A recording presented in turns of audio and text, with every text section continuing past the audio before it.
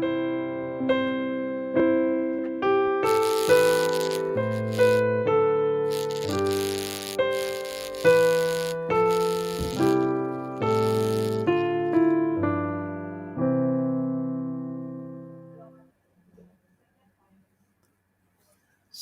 malam Bapak Ibu Saudara sekalian.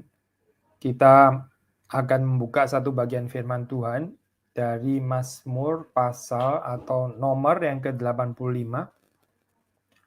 Ini adalah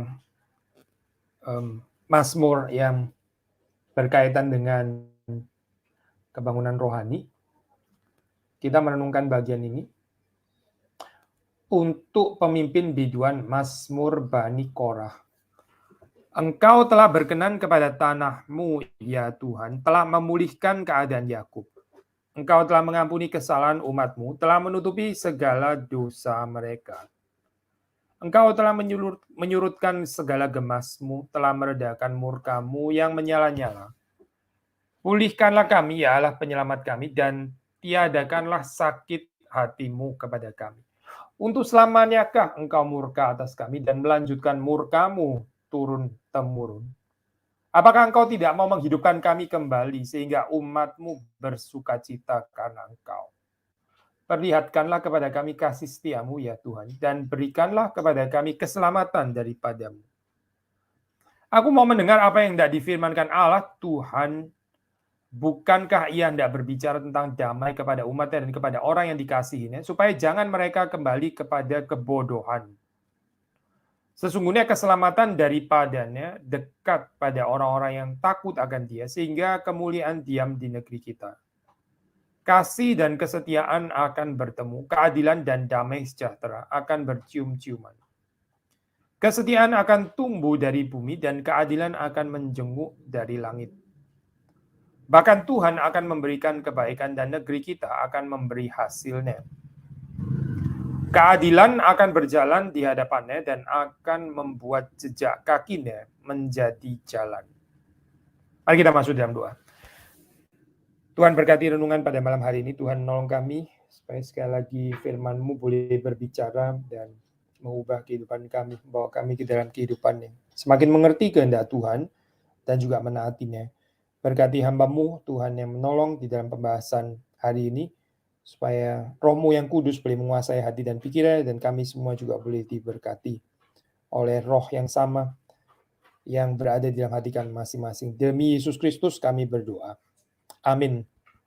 Belakangan ini saya sedang mengumulkan ini ya, about theology of revival, tentang kebangunan rohani. So ini ada beberapa ayat di dalam firman Tuhan ya, yang kita bisa renungkan tentang kebangunan rohani, dan satu yang terkenalnya adalah Mazmur 85 ini ya, Mazmur 85.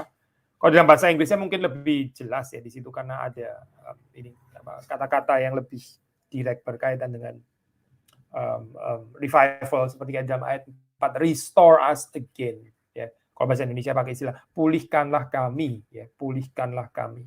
Restore ya. Revive, restore ya, dekat sekali, atau di dalam ayat yang ke-6 ya. Will you not revive us again, that your people may rejoice in you? Apakah engkau tidak mau menghidupkan kami kembali, revive, menghidupkan kami kembali, sehingga umat-Mu bersukacita karena Engkau. Saudara, di dalam Mazmur yang sederhana ini ada beberapa hal yang kita bisa pelajari ya, maksudnya berkenaan dengan prinsip kebangunan rohani gitu.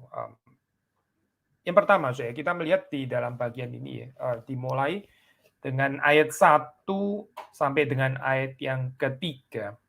Itu pembicaraan tentang apa yang telah dikerjakan oleh Tuhan kepada umat-Nya. Sekali lagi ya, ayat 1 sampai 3 itu bagian yang pertama kan ya. Itu membicarakan tentang apa yang Tuhan telah kerjakan bagi umat-Nya. Apa itu? Perkenanan Tuhan. Engkau telah berkenan kepada tanah-Mu, ya Tuhan.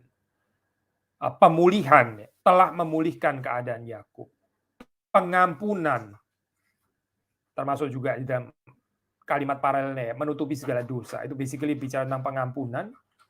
Lalu menyurutkan segala gemas-Mu, meredakan murka-Mu. Ya ini kan ini ya, Hebrew apa itu, sinonimus paralelism gitu. menyurutkan segala gemasmu, meredakan murkamu, basically itu sama, saudara. Nah, ini saudara, bagian yang pertama, ini mendasari permintaan atau permohonan ayat keempat sampai dengan yang ketujuh. Ya. Mungkin saudara merasa di sini, loh, kalau sudah diperkenan, kalau sudah diampuni, lalu terus kenapa berdoa lagi untuk pemulihan? Kan di atas bilang katanya sudah dipulihkan, telah memulihkan keadaan Yakub. Kok sekarang ayat 4 bicara lagi tentang pulihkanlah kami gitu. Berarti sebetulnya sudah dipulihkan atau belum dipulihkan. Saudara, kadang-kadang pertanyaan-pertanyaan seperti ini seperti membingungkan gitu ya. Tapi I think kita nggak perlu ini ya, saya nggak perlu bingung sampai ke arah sana. Karena apa, saya? Karena gini, saya, iman Israel itu dibangun berdasarkan apa yang Allah kerjakan juga di dalam sejarah. Saudara, kalau familiar sama istilah salvation history atau Heilsgeschichte di bahasa Jerman ya, itu sejarah keselamatan. Tuhan bukan pertama kalinya ya berkenan kepada Israel. Tuhan bukan pertama kalinya memulihkan keadaan Yakub, ya sudah sering kali. Tuhan bukan pertama kalinya mengampuni kesalahan umatnya, dan ini terjadi sepanjang sejarah keselamatan. Pengenalan akan perbuatan Allah di dalam sepanjang sejarah keselamatan itu penting, saya. Kalau kita amnesia ya, saya, kalau kita lupa tentang hal ini, kita ya jadi nggak tertarik saya berdoa untuk pemulihan. Saudara, salah satu yang bisa mengencourage kita, mendorong, bahkan membakar hati kita ya, untuk mengharapkan revival, itu adalah cerita revival di dalam sejarah keselamatan. Baik yang ada di dalam Alkitab, maupun juga ini ya, pekerjaan Tuhan di dalam sejarah gereja. Itu yang bisa mendorong kita untuk terus mendoakan revival supaya Tuhan melakukannya kembali. Tanpa ada catatan-catatan, tanpa ada ingatan akan pekerjaan Tuhan di masa lampau, termasuk true revival di dalam masa lampau, kita nggak tertarik, so ya. Kita tahu dari mana ini nih, seperti apa dan seterusnya gitu. Kita bisa belajar dari mana? Dan inilah kepentingan dari ayat yang pertama sampai dengan yang ketiga. Sebelum pemazmur di sini, Bani Korah ini berdoa untuk pemulihan, berdoa untuk revival, kebangunan rohani, dia melis terlebih dahulu, mendaftarkan terlebih dahulu ya, mengkhotbahkan kepada dirinya ya terlebih dahulu apa yang sudah dikerjakan Allah di masa lampau ya. Sebetulnya ini lebih mengingatkan diri sendiri daripada mengingatkan Allah ya. Karena Allah sih ya nggak perlu diingatkan lah, saya, masa Allah lupa gitu. Ya ini kalimatnya kan kalimat berbicara kepada Allah, betul ya. Engkau telah berkenan kepada tanahmu. Tetapi ini sebetulnya yang lebih diingatkan itu ya bukan Allah, tapi diri kita sih sebetulnya. Berdialog dengan Allah, berkomunikasi dengan Allah, tapi sendiri mendengarkan apa yang kita ucapkan, dan itu menjadi kekuatan di sini. Karena sekali lagi ya, untuk kesekian kalinya, dan ini sangat ditekankan, karena memang di dalam teologi reform, inisiasinya itu selalu mulai dari Allah. Nggak mungkin orang berdoa terlebih dahulu, tanpa pernah ada cerita revival, terus kemudian Tuhan pertama kalinya mengaruniakan revival gitu ya, out of ini apa inisiasinya manusia. Ada pekerjaan Tuhan yang Tuhan sudah pernah lakukan di dalam masa lampau, dan inilah yang menginisiat kerinduan orang untuk mendoakan kebangunan rohani. Kebangunan rohani itu seringkali saya ini didahului dengan, kalau nggak mau dibilang seringkali, bahkan selalu gitu ya, pemahaman akan keadaan yang sekarang gitu. Keadaan spiritual, kondisi spiritual yang sekarang. Maksudnya begini, saya, kalau kita melihat ya secara spiritual kita merasa baik-baik saja itu, oh, everything doing well kayaknya. Nggak gimana-gimana kok ya. Ya kelemahan ya pasti ada gitu. Tapi ya nggak ya gimana ya biasa lah gitu ya. Ya sudah, saya mungkin kita nggak tertarik untuk kebangunan rohani karena menurut kita ya oke. Saya ya oke juga. Gereja saya oke tuh. Bagus gitu ya. Negara saya oke juga kok, oke lagi oke sekarang gitu. Kalau kita nggak punya kepekaan ya akan kerusakan yang terjadi di sekitar kita, bahkan kerusakan di dalam diri kita sendiri ya, kita sulit ya saya untuk berdoa tentang revival gitu. Kita akan cenderung merasa konten, tapi ini konten yang keliru ya. Bukan konten dalam pengertian yang positif, tapi self-satisfied, merasa puas diri, padahal seharusnya itu ada pergumulan tuh kebangunan rohani. Maka sudah melihat di sini ya, ini apa, yang pertama, pemazmur mengingatkan akan pekerjaan Tuhan di masa yang lampau, itu dikatakan lagi. Apa sekali lagi isinya? Ya ini perkenanan Tuhan, pemulihan, dosa yang diampuni, surutnya atau redanya murka Tuhan. Saudara, di dalam pengalaman yang dialami oleh Israel, dialami oleh Yakub ya, penderitaan khususnya. Mereka seringkali merelasikan ini dengan murka Tuhan. Nah, kita tahu ini ya, apa di dalam gereja kontemporer ada apa ini ya, ada pandangan yang ekstrim mengatakan bahwa setiap penderitaan, sakit penyakit sudah pasti karena dosa gitu misalnya ya. Nah itu kita tahu itu bahaya, teologi seperti itu bahaya ya. Tapi kita mesti hati-hati juga saya dengan pendulum yang sebaliknya, yang mengatakan penderitaan nggak ada hubungannya apa-apa dengan dosa. Gitu. I think itu juga bahaya saya. Penderitaan itu purely random gitu misalnya. Siapa sih dalam dunia ini nggak menderita misalnya gitu ya. Jadi kalau saya menderita, saya sakit, saya apa ya sudah, semua orang tuh ngalami itu, normal-normal saja, nggak ada yang aneh di sini gitu. Tetapi sebenarnya kalau kita membaca di dalam kebiasaan orang Israel ya, waktu mereka menderita, ya kala perang, bencana, ya bencana alam, mereka tuh memiliki sikap yang introspektif, ya, introspektif. Dan tidak jarang mereka mengaitkan ini sebagai pengalaman dimurkai oleh Tuhan. Ya, apalagi kalau mereka sadar memang mereka sudah berdosa kepada Tuhan, maka momen-momen seperti ini ya sebetulnya dipakai oleh Tuhan untuk membawa mereka kepada pertobatan. Jadi sikap yang introspektif ini ya di dalam keadaan entah bencana alam atau kala perang atau sakit penyakit atau ya banyak hal ya penderitaan itu mereka melihatnya sebagai ekspresi murka Tuhan yang seharusnya disadari ya oleh umat Tuhan dan membawa mereka untuk kembali kepada Tuhan, memohon pengampunan Tuhan. Maka sudah membaca di dalam permintaan ini ya, maksudnya ayat 4 sampai dengan ayat 7. Again ini ayat-ayat yang indah ya. Di situ ada pengulangan di situ. Karena Tuhan ada Tuhan yang memulihkan, telah memulihkan keadaan Yakub. You restored the fortunes of Jacob. Engkau telah memulihkan keadaan Yakub. Maka ayat keempat, pulihkanlah kami. Restore us again. Restore us again. Seperti engkau pernah merestore di dalam zaman yang lampau. Pulihkanlah kami, ya Allah penyelamat kami. Put away your indignation toward us. Tiadakanlah sakit hatimu kepada kami.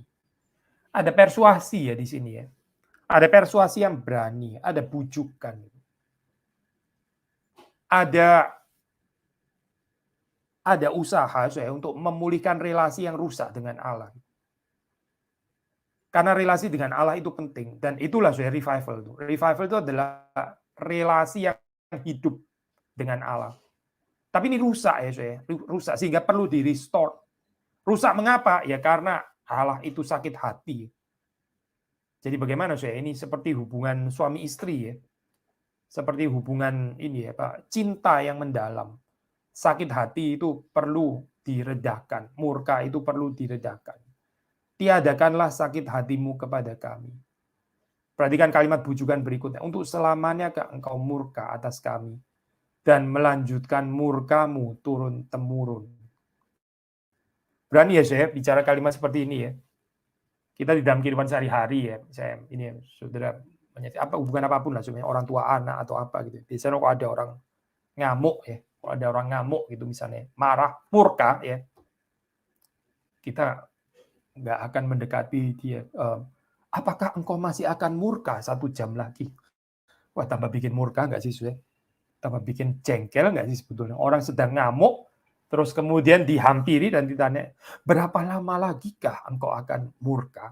Apakah sampai esok hari gitu misalnya ini? tambah murka ya, tambah murka. Tetapi ini Bani Korah ini kok berani ya, ini asumsinya kan waktu mereka mengatakan kalimat ini kan memang Tuhan masih murka kan ya. Makanya mereka terus kemudian mengatakan kalimat ini, "Untuk selamanyakah engkau murka atas kami?" Sekali lagi ya, kalau dalam kehidupan kita sehari-hari antara manusia, ya, manusia yang sedang marah, sedang murka, terus kita dekati dengan kalimat semacam ini ya bukan reda tapi tambah murka gitu.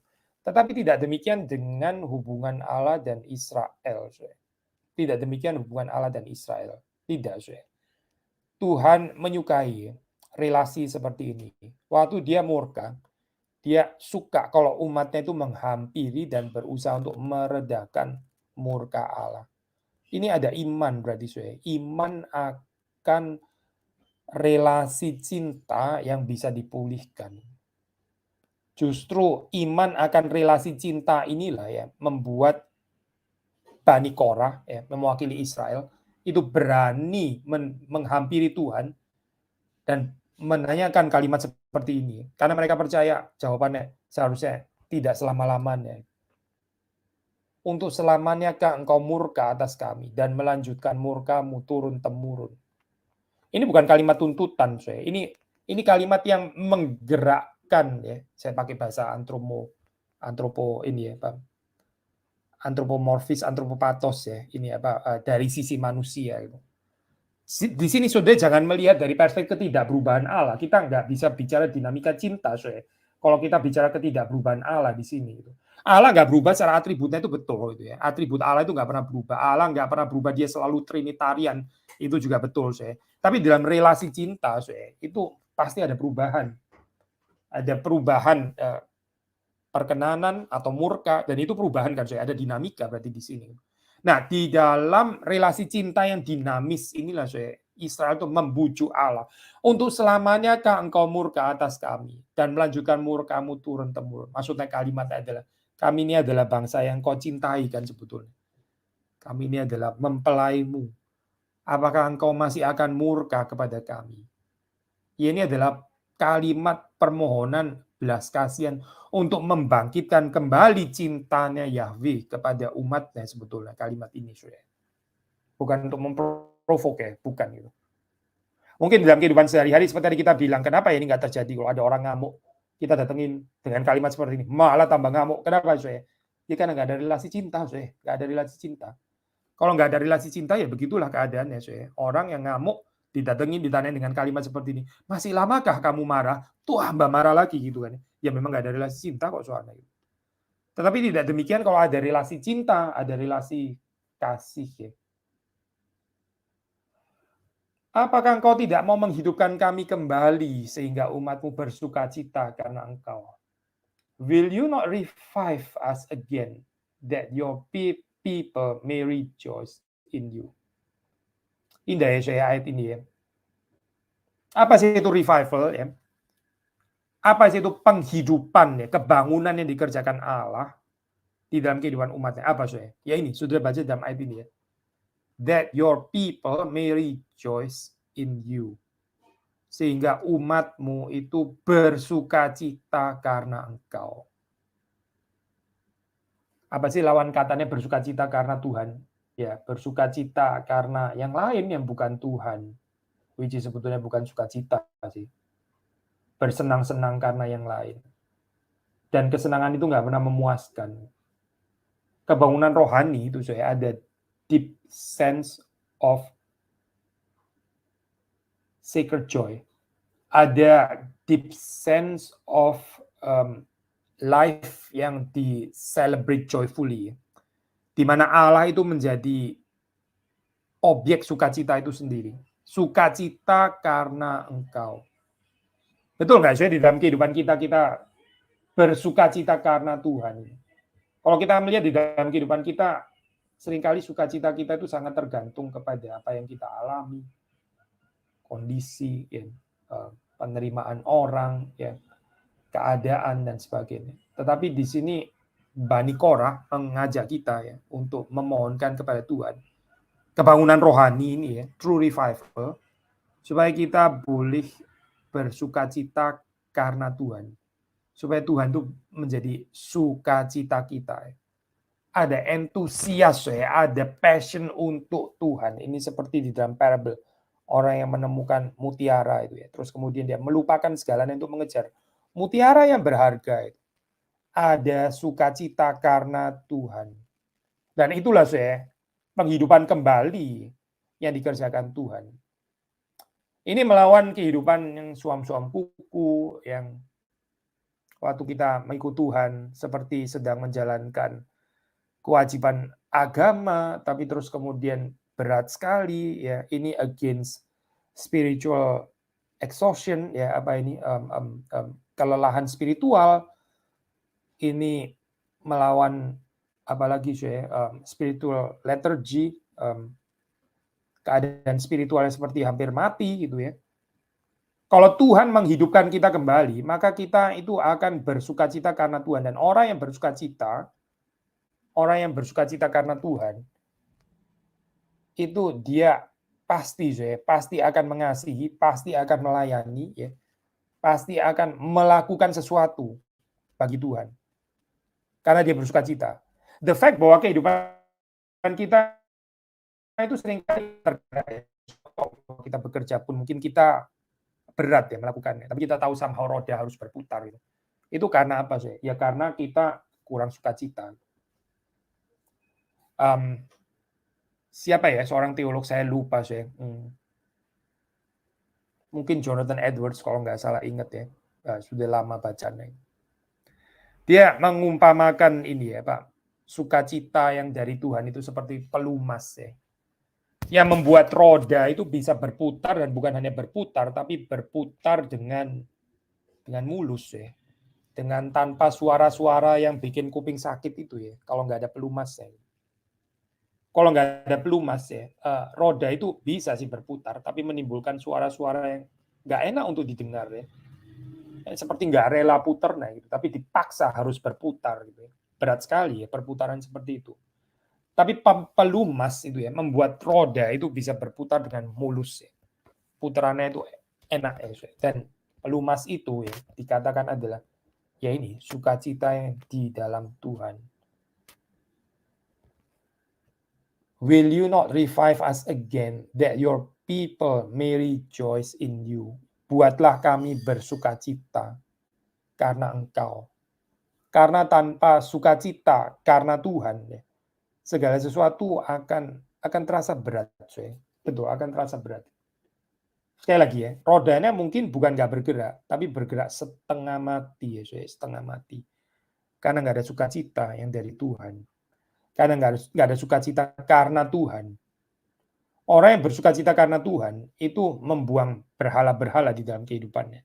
Karena berhala nggak memberikan sukacita. Nggak memberikan sukacita yang sejati. Kalau di dalam kehidupan kita masih dikuasai oleh berhala-berhala, ya kita sulit bersukacita karena Tuhan. Karena Tuhan akan jadi kecil dalam kehidupan kita. Akan menjadi nggak terlalu penting. Lalu kita meletakkan sumber sukacita kita kepada ya sesuatu itu, apapun itu ya, yang bukan Tuhan. Kita lebih bersukacita karena itu daripada karena Tuhan. Dan ini mengecewakan Yesus sebetulnya. Karena sumber sukacita itu adalah Tuhan sendiri. Sekali lagi saya, waktu true revival itu terjadi, saudara akan membaca ada orang-orang yang bersukacita karena Tuhan.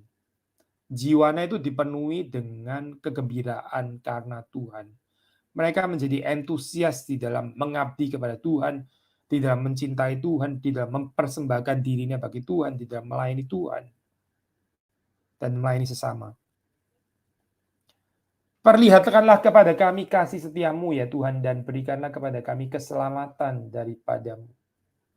Grant us your salvation, show us your steadfast love. Tunjukkanlah, perlihatkanlah kepada kami kasih setiamu.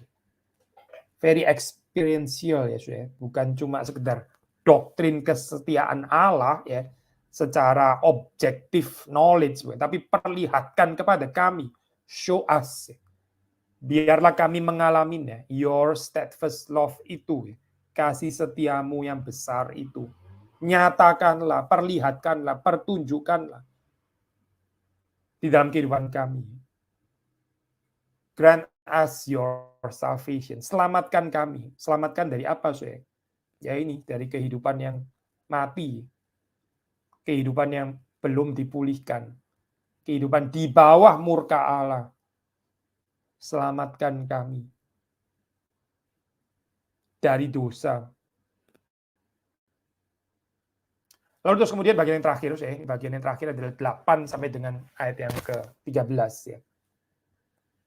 Setelah berdoa ya, sudah membaca di dalam ayat 4 sampai dengan ayat 7 ini kan permohonan-permohonan untuk revival tadi ya.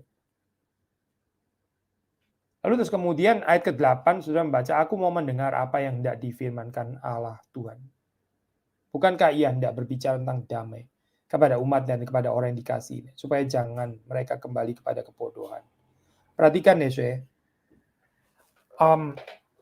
memohon pemulihan yang dari Tuhan itu satu hal ya. Meminta kebangunan rohani dari Tuhan itu satu hal. Tapi sudah melihat di sini ya, mulai ayat 8. Mazmur sendiri, Bani Korah, membuka diri mereka ya, untuk menerima firman Allah. Kalau kita nggak sampai kepada bagian ini ya, kita hanya minta Tuhan memulihkan, terus setelah itu sudah tutup ya, langsung ditutup ininya apa doanya. Tuhan pulihkanlah kami, minta gitu ya, jangan murka dan seterusnya gitu ya. Terus kemudian setelah selesai sudah nggak ada komitmen apa-apa gitu. I think itu bukan revival sih, bukan. Revival itu kita berdoa kepada Tuhan, lalu kemudian kita menanti jawaban Tuhan. Aku mau mendengar apa yang hendak difirmankan Allah. Jangan nggak fair minta Tuhan mendengar apa yang kita minta, sekalipun permintaan itu adalah tentang revival, tapi kita sendiri nggak tertarik untuk mendengar apa yang Allah mau katakan kepada kita. Sudah membaca di dalam ayat ke-8 ini ya, kesiapan orang yang berdoa kebangunan rohani untuk menerima jawaban yang dari Tuhan. Dan panjang ya, kita nggak cukup waktu untuk membahas semuanya di situ. Ada ayat 9 ya. Ini mengingatkan diri ya, berapa pentingnya sikap hati takut akan Tuhan. Jadi ada tanggung jawab pribadi sekali lagi di sini ya, mendengarkan firman yang disampaikan oleh Tuhan, memelihara hati yang takut akan Tuhan, sehingga lalu di dalam ayat ke-10, kasih dan kesetiaan akan bertemu. Keadilan dan damai sejahtera akan bercium-ciuman. Kesetiaan akan tumbuh dari bumi, keadilan akan menjenguk dari langit. Bahkan Tuhan akan memberikan kebaikan dan negeri kita akan memberi hasilnya. Keadilan akan berjalan di hadapannya dan akan membuat jejak kakinya menjadi jalan. Mungkin terakhir ya, karena waktunya terbatas. Ayat yang ke-13 ya. Ayat yang terakhir ini ya. Righteousness will go before him and make his footsteps away. Saya tertarik dengan kalimat terakhir ini, akan membuat jejak kakinya, jejak kaki Tuhan, ya, jejak kaki Tuhan menjadi jalan. Jalan Tuhan itu adalah jalan kebenaran, the way of righteousness. Waktu Tuhan meninggalkan jejak kakinya itu adalah ya ini jalan kebenaran itu. Jejak kakinya itu menjadi jalan-jalan apa jalan kebenaran. Berarti ini sekali lagi ya waktu kita bicara tentang revival ya, revival itu berakhir dengan pengikutan di dalam jalan kebenaran. Kalau kita nggak siap dengan ini, ya kita berarti nggak siap dengan revival. Untuk apa memohon revival? Ini bukan mendiscourage ya, saya justru mau mengingatkan. Karena true revival itu berarti pengikutan akan Tuhan. Tuhan berjalan di depan. Tuhan meninggalkan jejak kaki dan jalan itu ya. Jejak kakinya menjadi jalan itu adalah jalan kebenaran. Lalu untuk apa ada jalan kebenaran itu? Untuk apa lagi kalau bukan untuk umatnya menjalaninya? Untuk mereka yang mendoakan revival tadi untuk berjalan di dalam jalan kebenaran yang merupakan jejak kaki Tuhan itu. Nggak ada true revival tanpa pengikutan, nggak ada. Revival itu bukan hanya keadaan kita dipulihkan, terus kemudian setelah kita dipulihkan, terus kita masuk kepada satu keadaan indulgence, ya, puas diri sendiri, bersukacita sendiri, senang-senang sendiri, makan sampai puas, gemuk dan sebagainya gitu ya. Tidak, tapi ini bicara tentang pengikutan, berjalan di dalam jalan kebenaran yang adalah jejak kaki Tuhan. Apakah saudara dan saya siap, saudara? Berbahagialah kalau kita siap. Mari kita terus-menerus berdoa untuk kebangunan rohani. Mari kita masuk dalam doa. Tuhan, kami bersyukur untuk apa yang kami bisa dengarkan, renungkan, dan kami menyadari di dalam kehidupan kami, di sekitar kami, di gereja kami, di kota di mana kami tinggal, masih begitu banyak kerusakan, dan kami mohon pemulihan yang dari Tuhan. Kami mohon kebangunan rohani, dan Tuhan sendiri boleh mempersiapkan kami untuk siap mendengar apa yang Tuhan nyatakan, Tuhan firmankan. Bahkan teguran yang dari Tuhan, tapi juga penghiburan yang dari Tuhan. Penyataan kasih setiamu, supaya kami ini boleh berjalan di dalam jalan kebenaran yang Tuhan sudah tinggalkan sebagai jejak kakimu sendiri. Terima kasih Tuhan, Engkau membangunkan gerejamu, Engkau membangunkan kami semua. Demi Yesus Kristus kami berdoa, kami bersyukur. Amin. Selamat malam, saudara-saudara sekalian. Tuhan memberkati kita semua.